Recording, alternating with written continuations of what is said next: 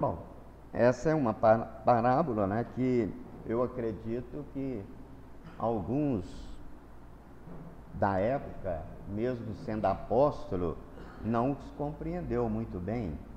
E acredito que nós também aqui não podemos, ou talvez tenhamos dificuldade de fazer a analogia que a parábola nos suscita. O que Jesus queria dizer com esse ensinamento? O que se deduz então dessa parábola? A distribuição do trabalho foi feita, né, de acordo aí com a vocação e a capacidade de cada um dos servos deste Senhor. Bastavam que eles fossem fiéis ao estabelecido para que eles tivessem o reconhecimento do seu amo. Porém, aquele que enterra o seu talento atrofia a sua personalidade, o seu conhecimento. E o que nós poderemos entender no final desta parábola, quando Jesus disse: tira-se-lhes até o que parece que tem. Deus não tira nada de ninguém, porém, tudo o que não for usado atrofia-se. O artista, por exemplo, que não usa o palco, o pintor que não usa o pincel, o escritor que não usa a caneta, pode perder o seu talento. Parece-lhe que foi tirado o talento, mas este apenas está em desuso, tornando-se inútil para o cômputo geral da humanidade. Então, na realidade, a parábola estava falando sobre os dons de cada um, dons que, quando nós passamos por várias encarnações, recebemos. E para explicar isso melhor, eu recorri ao irmão X, no livro Estante da Vida, psicografado por Chico Xavier, em 1974, no capítulo 4, em que o irmão X faz uma interpretação muito bela sobre essa parábola. Veja a interpretação do irmão X. Ele faz uma analogia dizendo que os 5 talentos que aquele primeiro servo recebeu pode ser representado aí pelo dinheiro, o poder, o conforto, a habilidade e o prestígio. Os 2 talentos que o segundo servo recebeu representam a inteligência e a autoridade. E o último talento, o conhecimento espírita.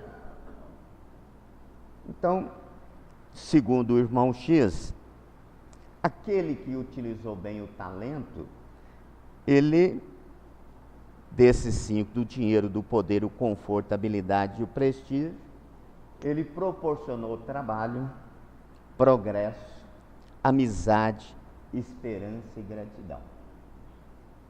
A gente pode fazer essa análise do mesmo modo que a gente recebe uma herança, ou o dom ou a graça de acumular uma riqueza e aplicarmos essa riqueza na geração de trabalho, de emprego, de progresso para a humanidade, de geração de amizade no convívio empresarial, por exemplo, e também a esperança e a gratidão daqueles que vivem e dependem dessa nossa iniciativa.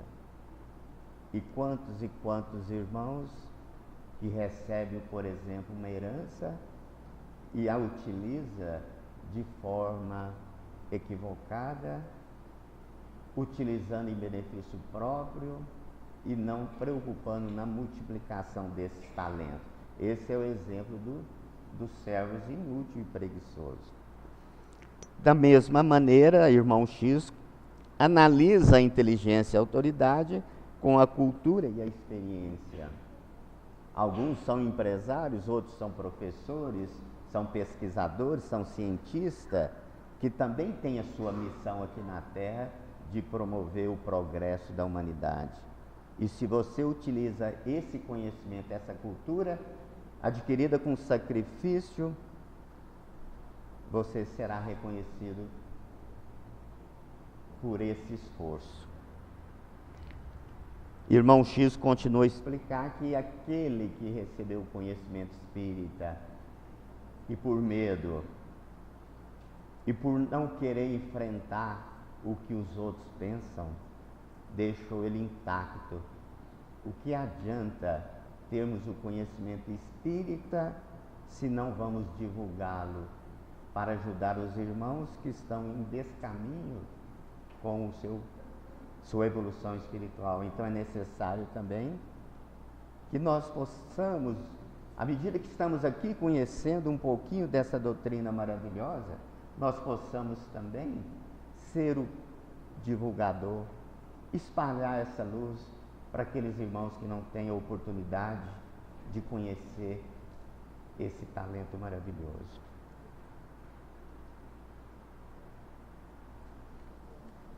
Então, através de uma metáfora, né, nós podemos aí fazer essa consideração que eu acabei de dizer, que o irmão X nos esclarece com riqueza de detalhe, inclusive, né?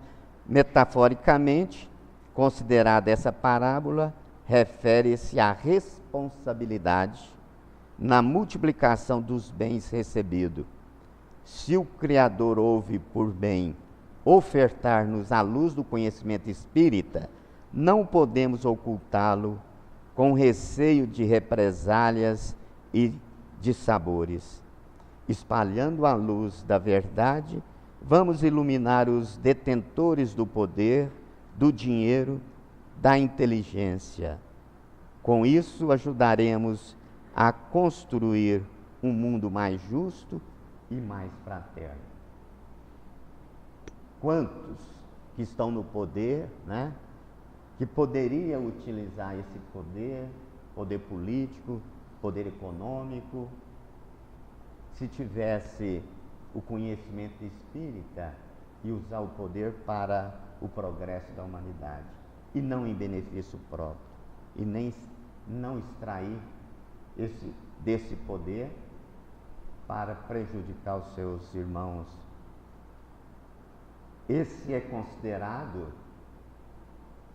esse servidor, esse espírita, esse homem que enterra o seu talento, e ele então estará perdendo uma grande oportunidade de contribuir, porque todos nós somos cosmopolitas, somos cidadãos do universo e temos a obrigação de transmitir o nosso conhecimento para os outros.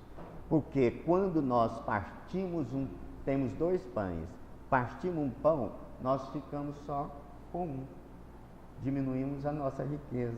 Mas quando nós temos o conhecimento e repartimos esse conhecimento, não perdemos nada. Pelo contrário, ganhamos muito. Então eu pergunto para vocês, né? Qual que é o seu talento? Todos temos. Seja de dona de casa, seja de um comerciante, um industriário, seja, né, de um professor, todos temos um talento. Seja um lixeiro, um varredor de rua, todos temos aqui missão na Terra. E nós devemos refletir sobre os nossos talentos ocultos. Não vamos esperar que o Senhor venha cobrar-nos para que possamos colocá-los a favor do nosso próximo. Porque aí vem a história que Mateus nos coloca. Aí será tarde se enterrarmos nesse talento. Haverá dores e ranger de dente, ou seja, no sentido que teremos que voltar numa nova encarnação e começar tudo de novo. E talvez com muito mais sofrimento. por que não começar agora que já temos esse conhecimento? Que precisamos auxiliar a todos no progresso.